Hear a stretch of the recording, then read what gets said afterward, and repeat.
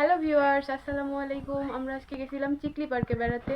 তো চিকলি পার্কে কি কি আছে চলুন আপনাদের দেখাই একটু। রংপুর শহরে অবস্থিত চিকলি পার্কটি সবুজ শ্যামলে ঘেরা। চিকলি পার্কটির ভিতরে রয়েছে শিশুদের অনেক রাইডস এবং ছবি তোলার অনেক জোন। আমরা ভিতরে ঢুকেই প্রথমে গিয়েছিলাম এই মাছগুলো দেখতে। দেখেন এখানে খুব সুন্দর কালারফুল মাছ। আমি কিভাবে তাকিয়ে আছি মাছগুলোর দিকে। দেখেন এখানে অনেক কালারফুল মাছগুলো দেখতে পাচ্ছিলাম। মাছগুলো এখানে দীর্ঘক্ষণ ধরে সাঁতার কাটতেছে এবং তাদের খাবার খাচ্ছে। এত সুন্দর একটা ভিউ যা দর্শকের মন কাড়ার মতো। অনেক সুন্দর লাগতেছে। আমি দীর্ঘক্ষণ এখানে বসেছিলাম। তারপর গিয়ে এদিকে একটা ঝাড়বাতি ছিল, ঝাড়বাতিটা নিয়ে একটু ঢং করতেছিলাম।